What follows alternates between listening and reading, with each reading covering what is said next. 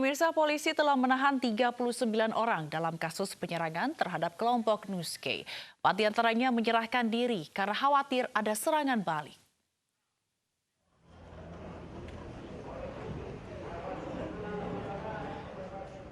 Polisi terus mengembangkan kasus pemufakatan jahat, penyerangan, dan pembunuhan berencana terhadap Nuskay oleh kelompok John Kay. Kabid Humas Polda Metro Jaya, Kombes Pol Yusri Yunus mengatakan 2 dari 39 anak buah John Kay ditangkap atas kepemilikan senjata api ilegal. Sementara itu, polisi masih memburu 8 orang anak buah John Kay yang juga diduga terlibat dalam kasus penyerangan terhadap Nuskay.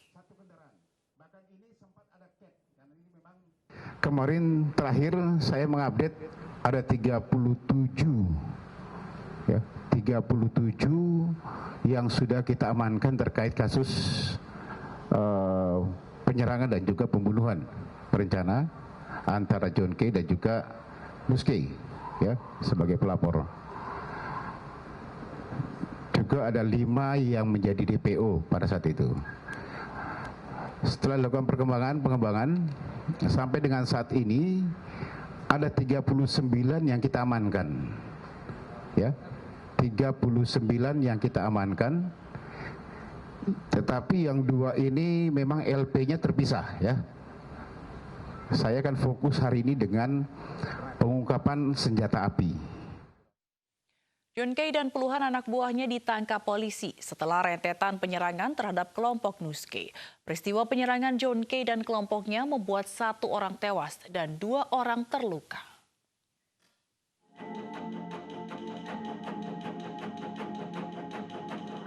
John Kay dan kawanannya kembali beraksi setelah berseteru dengan kelompok Nuskay yang masih memiliki hubungan saudara mengenai bagi hasil jual tanah.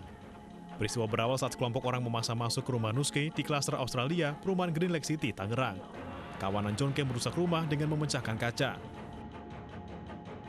Kerusuhan pada Minggu siang itu menyebabkan 2 petugas keamanan luka-luka dan seorang pengemudi ojek online tertembak di kaki.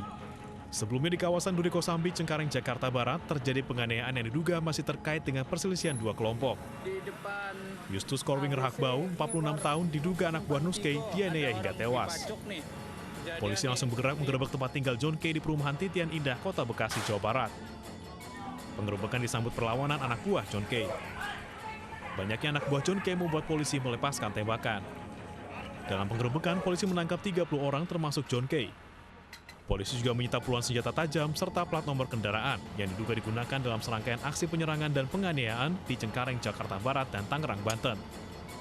Tak hanya di satu lokasi, sejumlah rumah yang diduga menjadi markas dan tempat tinggal anak buah John Kay juga digerebek. Putri sulung John Kay, Melan Refra, pun meminta maaf kepada pemerintah dan masyarakat atas perbuatan ayahnya yang kembali meresahkan.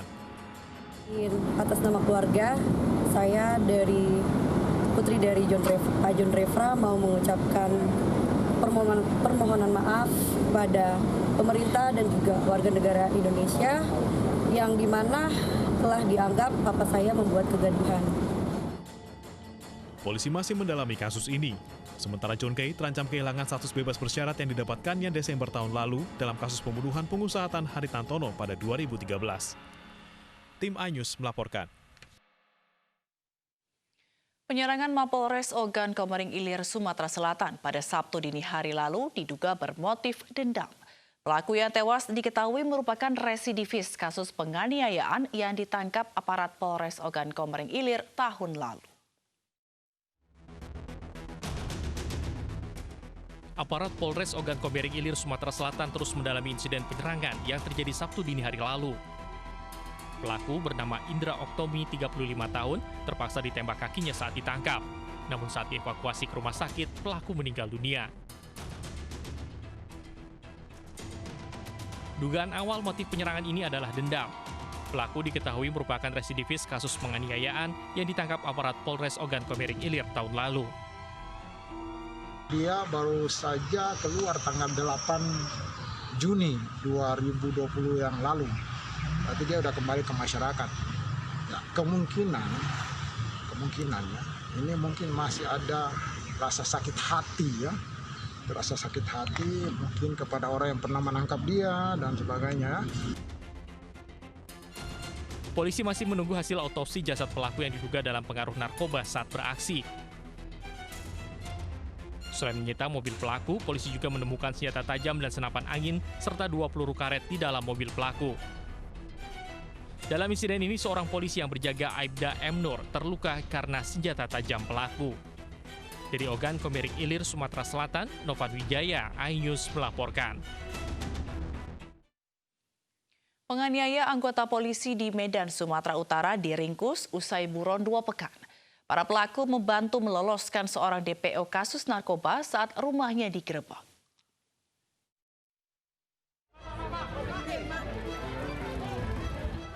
Dua pekan buron, penganiaya anggota polisi di Medan, Sumatera Utara diringkus aparat Satuan Reskrim Polres Pelabuhan Belawan di rumahnya di kawasan Taman Makam Pahlawan.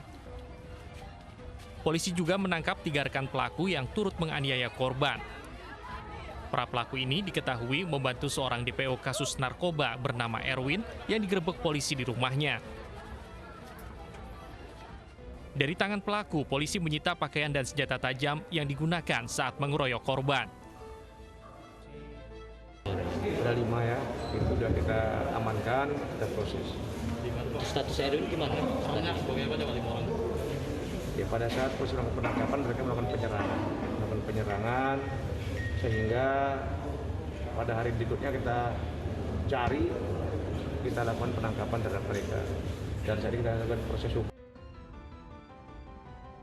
Saat ini kondisi Aibda Daily, anggota Satreskrim Polres Pelabuhan Belawan, membaik dan dirawat di rumah sakit.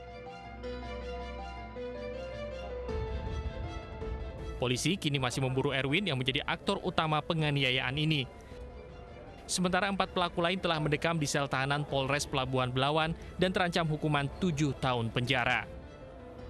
Dari Medan, Sumatera Utara, Yuda Bahar, iNews melaporkan. Sejumlah ibu yang menjadi korban penipuan arisan online berunjuk rasa di depan rumah pengelola arisan online di Pati, Jawa Tengah. Mereka menuntut pengembalian dana arisan yang jumlahnya mencapai 500 juta rupiah.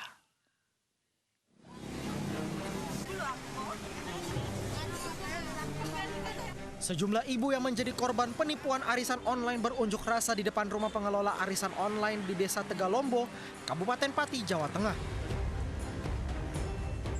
Aksi ini digelar karena pengelola arisan tidak mau bertanggung jawab mengembalikan dana dan justru kabur sejak 22 Juni lalu.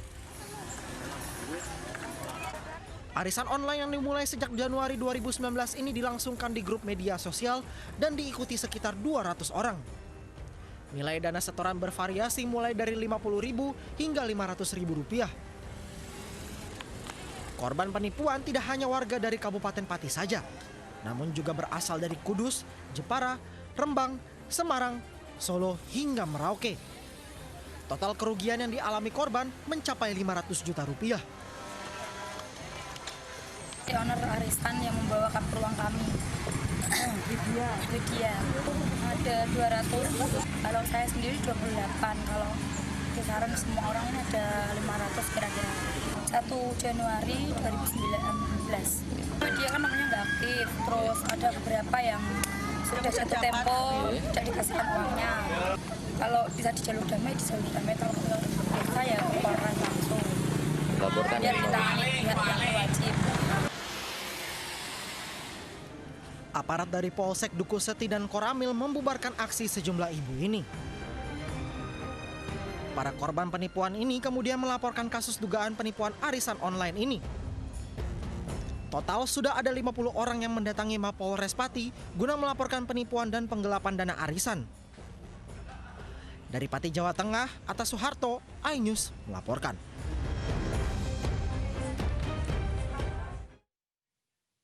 Pemirsa, video yang menunjukkan sebuah mobil ambulans mengangkut 2 ekor kambing viral di media sosial. Mobil ambulans pun ditarik oleh Pemkab Lumajang, Jawa Timur, dan kepala desa yang diduga memberi izin diperiksa. Oh, kok isinya wedhus?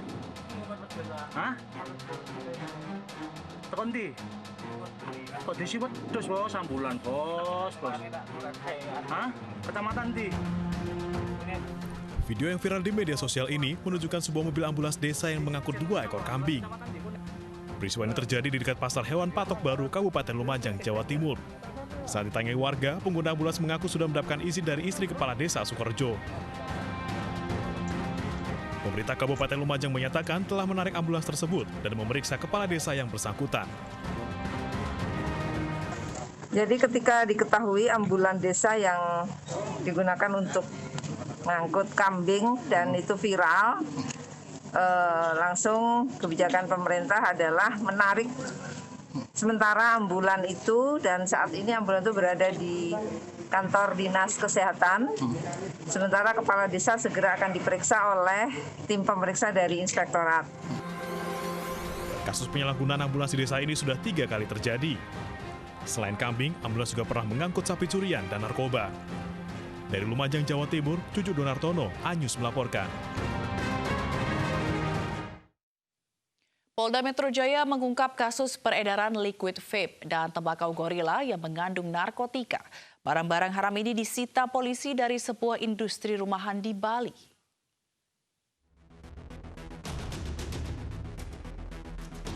Polda Metro Jaya mengungkap kasus peredaran narkotika berupa liquid vape dan juga tembakau gorila dari sebuah industri rumahan di Bali.